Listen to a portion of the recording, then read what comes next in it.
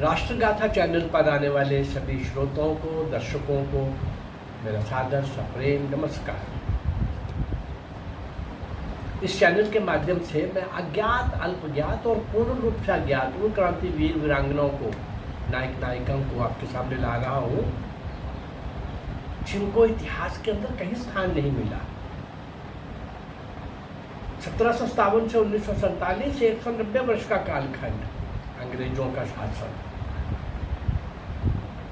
और उस शासन को सशस्त्र चुनौती देने वाले हर आयु वर्ग के लोग, बाल बालिकाएं, किशोर किशोरियां, युवा युवतियां, अपने देश में नहीं, देश की 10 दिशाओं में नहीं, सारी दुनिया के अंदर, सारे विश्व में जहां भी भारतीय बैठे थे, वो भारत माँ को स्वतंत्र कराने के लिए आतुर हो गए थे।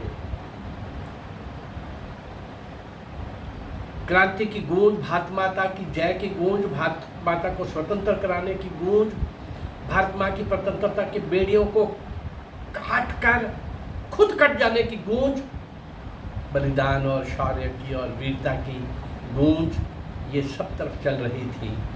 लेकिन दूसरी तरफ जब देश आज़ाद होता है, जब भारत स्वतंत्र हुआ, हमें बताया गया कि आज़ादी नेहरू और गांधी ने लेके दी है, कांग्रेस ने लेके दी है, कुछ और आगे बढ़ करके चरखे ने लेके दी है, सत्याग्रह ने लेके दी है, अहिंसा ने लेके दी है, 42 के क्विट इंडिया मूवमेंट ने लेके दी है। ये सारी की सारी बातें बेकार थी। ऐतिहासिक तथ्यों के साथ मैंने कई बार आप लोगों के सामने ये विषय रखा है, और ये सारी बातें जो इन्हें बताई हैं, जो वो कहते थे, ये बहुत बड़ा मजाक था, बदमाशी थी, धोखा था देश के साथ, मक्कारी थी, छल कपट था, झूठ था, फरेब था। कांग्रेस उस समय भी अंग्रेजों की उनके षड्यंत्रों का शिकार होकर के उनकी इच्छा पूर्ति कर रही थी, और उनको नेहरू तक सत्ता पहुंचाने के लिए महात्मा गांधी को टूल किट के रूप में प्रयोग करना था। इसलिए आओ भाई, 2 दिन रहो, 2 घंटे रहो, सत्याग्रह करो, चले जाओ, उसमें क्या फर्क पड़ने वाला है। जिसके कारण से लोग, अंग्रेज लोग बाहर गए, वो आखिरी घटना तो नेताजी सुभाष चंद्र बोस, आज़ाद हिंद फौज, ये मैं नहीं, ब्रिटिश, उस समय की ब्रिटिश गवर्नमेंट का प्रधानमंत्री, प्राइम मिनिस्टर इटली बोल रहा है। चलिए इस चैप्टर को अभी आज इतना ही, लेकिन उन अज्ञात लोगों की एक लंबी श्रृंखला मैंने आप लोगों के सामने रखी है।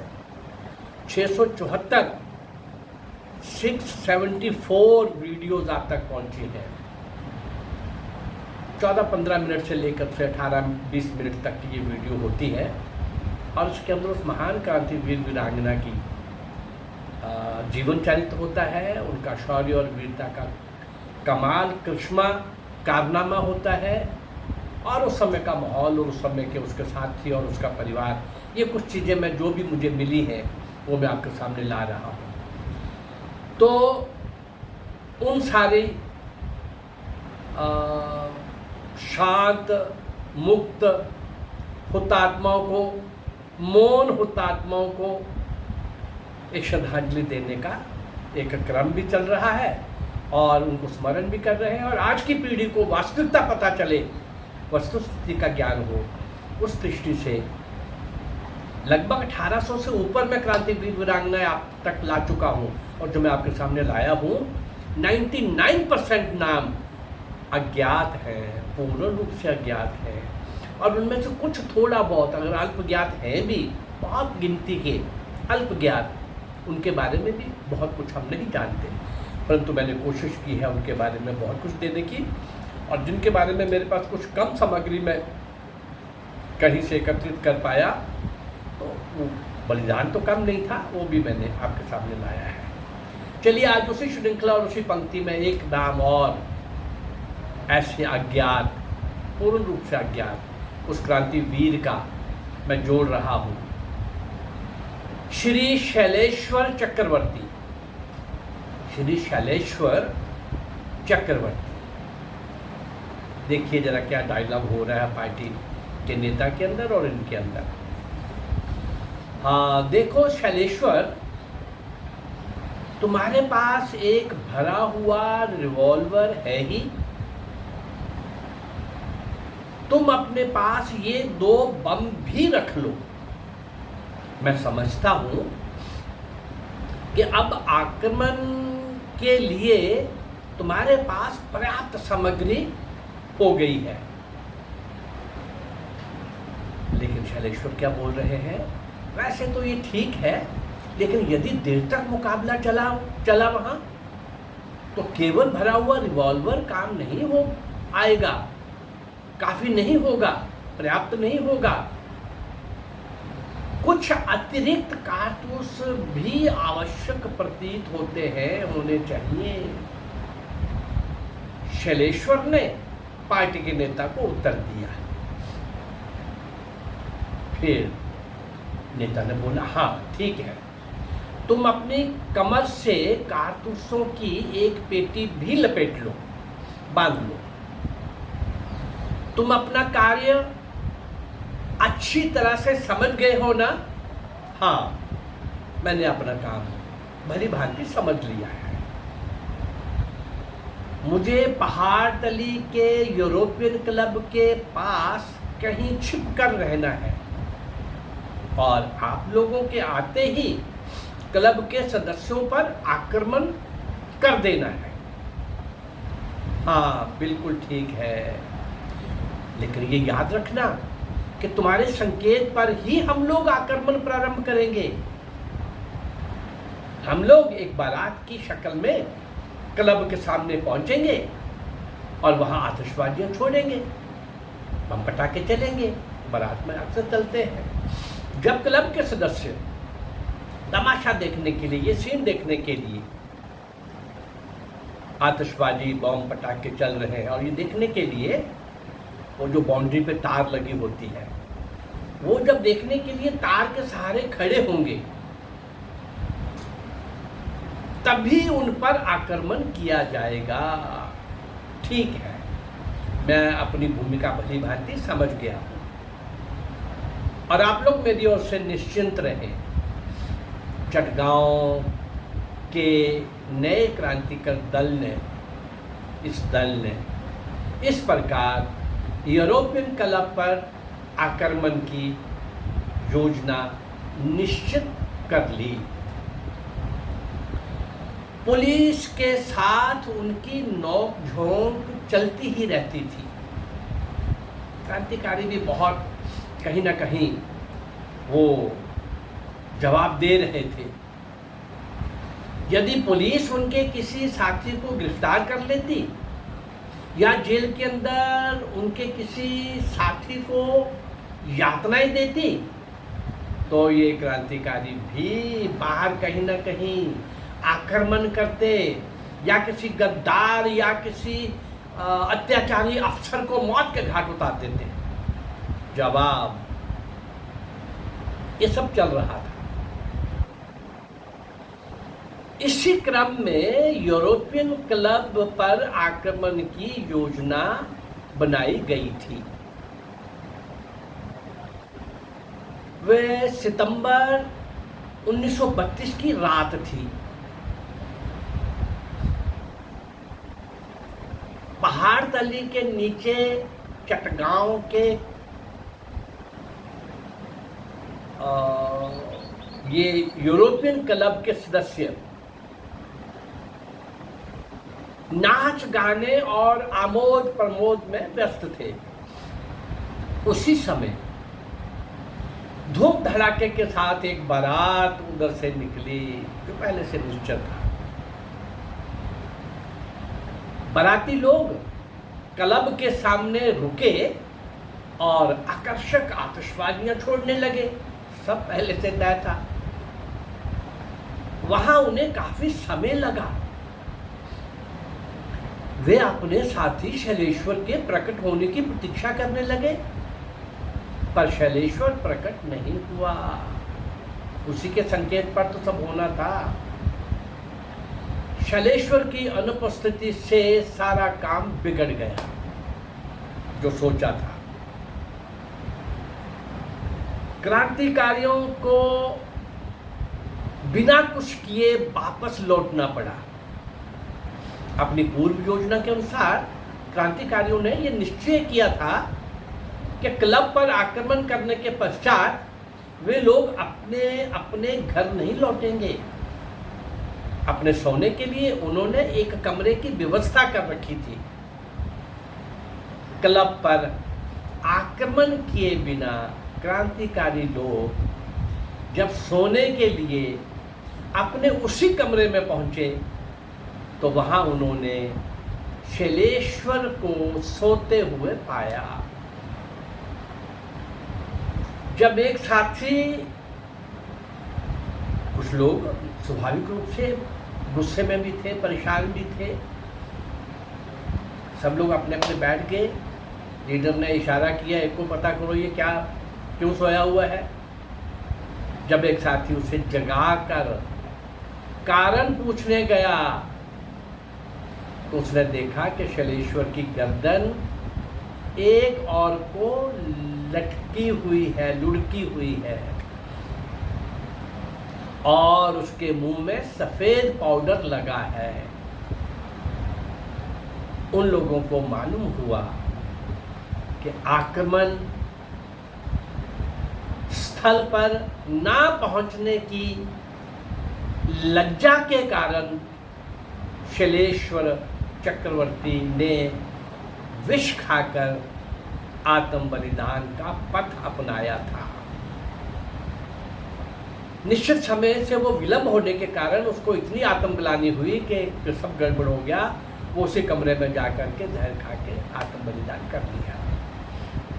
अब ये आत्म बलिदान करना ठीक है गलत है ये एक अलग विषय है, लेकिन देश के लिए कुर्बान हो रहा था। मैं क्यों नहीं पहुंचा? सबसे ज़रूरी काम उसको दिया गया था, रिवॉल्वर, कारतूस की पेटी, बम, बहुत कुछ, और वो उसी प्रकार का था तभी दिया गया था। अंडरग्राउंड रह करके और राज सत्ताशाही से मुकाबला करने के लिए जब भी कभी भी जिनको भी काम करना पड़ा, उसका एक अनुभव अलग ही होता है। 1975 में जब इमरजेंसी लगी, मेरी आयु 22 वर्ष की थी और जम्मू कश्मीर के उस समय के 8 ज़िले मेरे पास थे। तो आज वो 16 ज़िले हो चुके हैं। वो सारा कश्मीर का, लद्दाख का, ये डोडा का, उधमपुर का, रियासी वगैरह का सारा एरिया मेरे पास था। बहुत साथी हमारे पकड़े जा चुके थे। कुछ एक को सत्याग्रह करना पड़ा था, कुछ ने कर दिया था। मीसा का वारंट था मेरे नाम, Misa maintenance of internal security act. और क्या था वो? नो अपील नो दलील। पकड़ा जाएगा तो जेल के अंदर ये बताना ज़रूरी नहीं है कि कब तक रखना है और कहाँ रखना है। चलिए, मैं जो कहने लगा हूँ, ये जो बारात वाला सीन यहाँ आया है इस घटना के अंदर कि ऐसे ऐसे बाराती बन के आएंगे, काम कुछ और करना था। ऐसे ही मुझे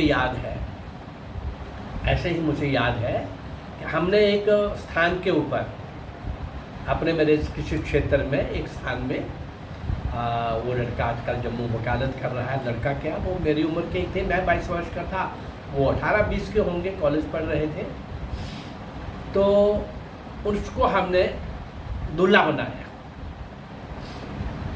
कुछ लेडीज़ भी बन के आई, साथ आई, ढोल को भी तैयार किया गया, बाजे को भी, बैंड को भी तैयार किया गया छोटा सा।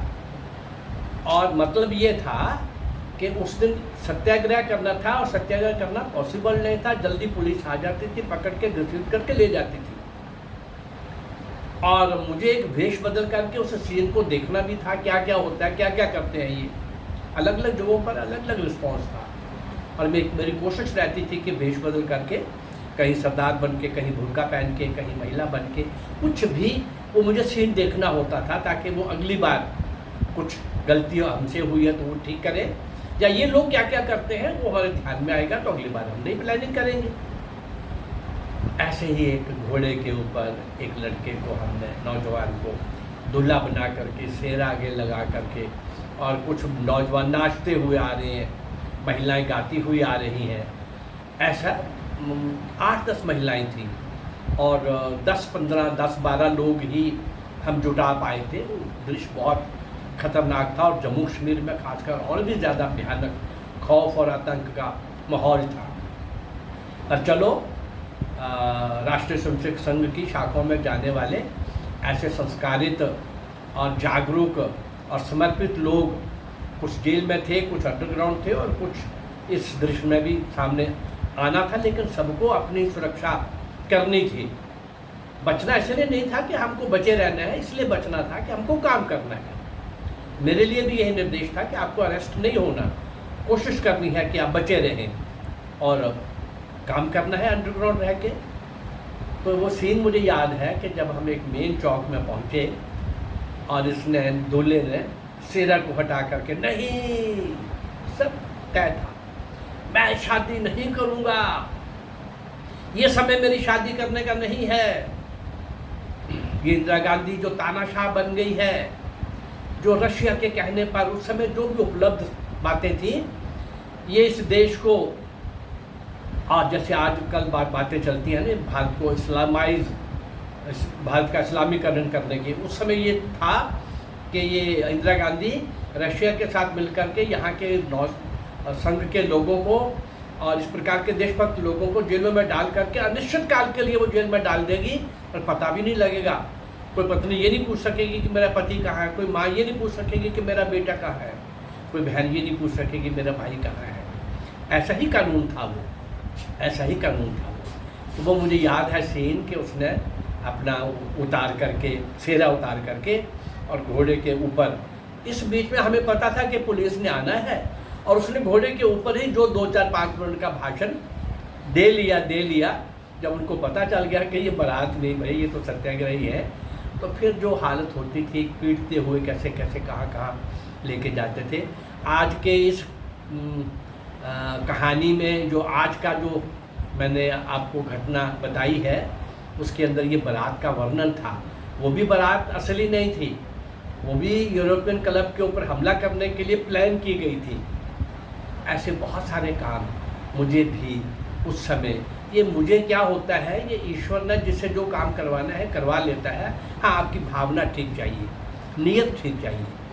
देश के लिए जब आपके अंदर करने की बात भावना आ जाएगी तो वो आपसे बहुत बड़े बड़े काम करवा देगा। चलिए, इन अज्ञात क्रांतिवीरों को आप तक लाने का जो मेरा क्रम है, ये आगे और बढ़ेगा। अगर ये प्रयास मेरा अच्छा लग रहा है तो इस चैनल को लाइक करिए, सब्सक्राइब करिए और शेयर करिए। नमस्कार, जय भारत, धन्यवाद।